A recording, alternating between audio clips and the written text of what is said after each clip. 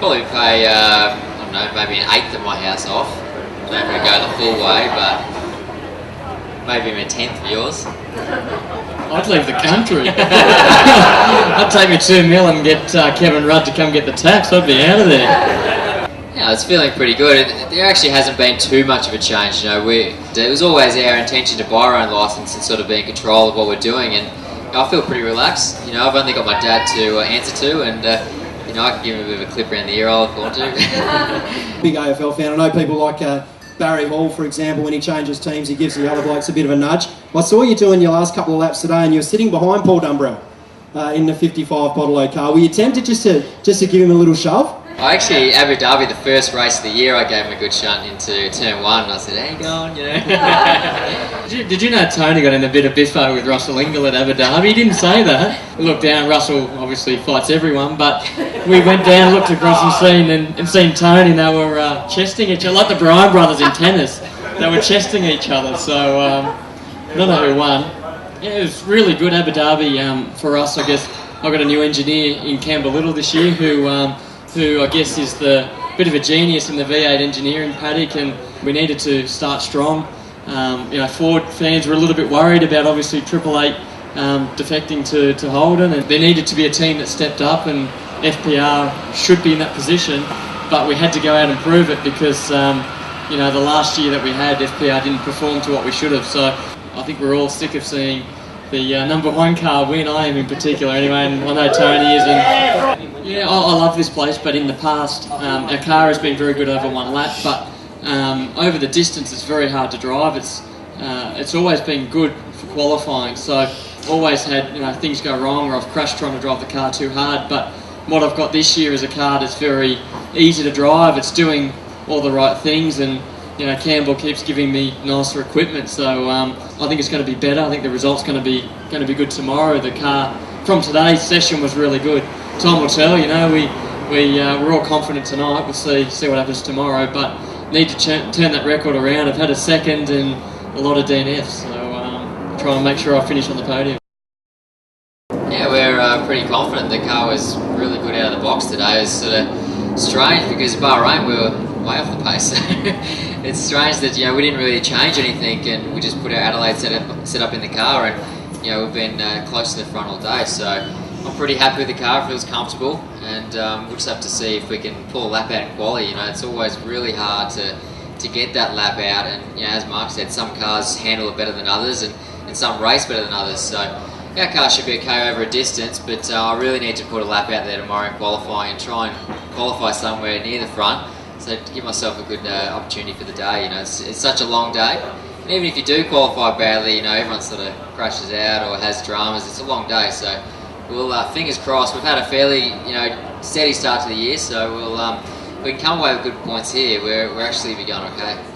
I guess all over Christmas is where you train your hardest, because in our sport, if you're injured, you've got to race with an injury. So unlike footballers and AFL and all those guys who, I guess, heavy weights and hard training sessions, if they get injured, they have 4 weeks off on the sideline, where you know, if we do a bench, it's low weight, high rep sort of stuff, and you know, running, all low impact stuff for your body. So when you get here, you're in good shape, but you haven't got any niggling injuries, because 2.5 hours on Saturday, 2.5 hours on Sunday, if you've got any niggling injury, it'll be there on lap 10, because this place brings out any sore spot on your body. Over a weekend you'll lose 4 to 5 kilos, but you've put that on to start with, and that's the important part, is hydration. There's no training here. What we do on the track physically wrecks you for the weekend, so it's all got to be done beforehand. Yeah, Abu Dhabi is Abu Dhabi to me was incredible. It's the country itself, and the racetrack, and the food and the culture that they've got there is a really nice place.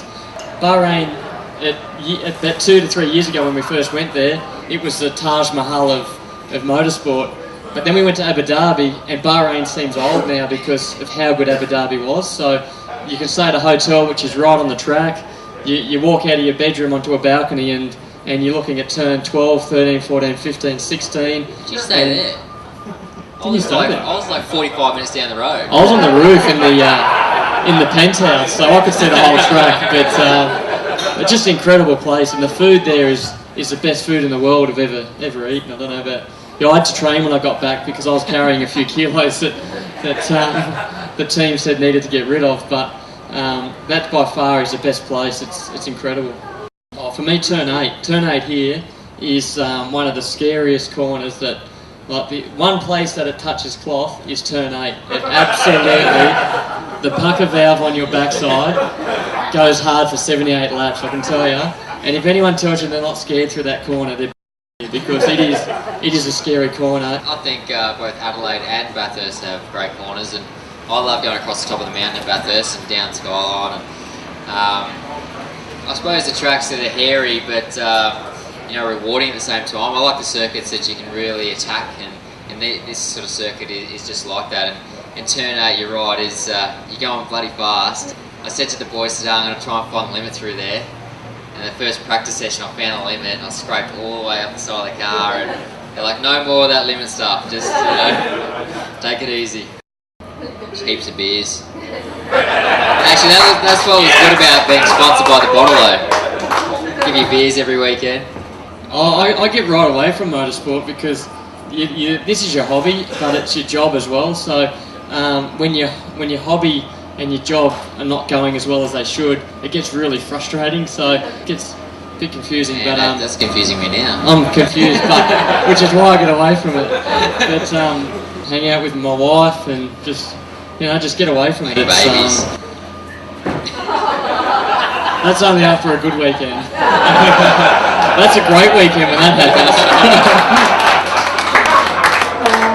I'd have to say probably Mark Winterbottom. A couple of years older than me. No, I'm serious. No, it's a tough one. I actually used to watch, like watching Scafey. He was always winning races, and Lownsy was always up there. But I mean, I've always looked up to Mark. I mean, he's always been a few categories ahead of me because of being a little bit older and probably a lot better driver. But no one got that. That's crickets. No one's listening. We have got it on tape though, mate, so... Who's your hero? I actually like Tony D'Alberto.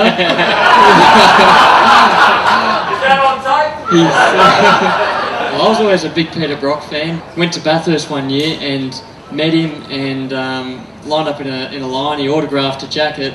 I've still got the jacket at home. It's sort of a... Not because of the driver he was, but probably because of the person he was, and he was very obviously friendly and took time with the fans, and that was a pretty cool thing, being a 5-year-old kid lining up, and you pick who you go for off one experience, and that was him. And then in 03 I got to race him at Bathurst, which one of the coolest things was driving down Conroy Straight. He drove for Team Brock that year with Craig Baird. Driving past, I passed Peter Brock down Conroy Straight.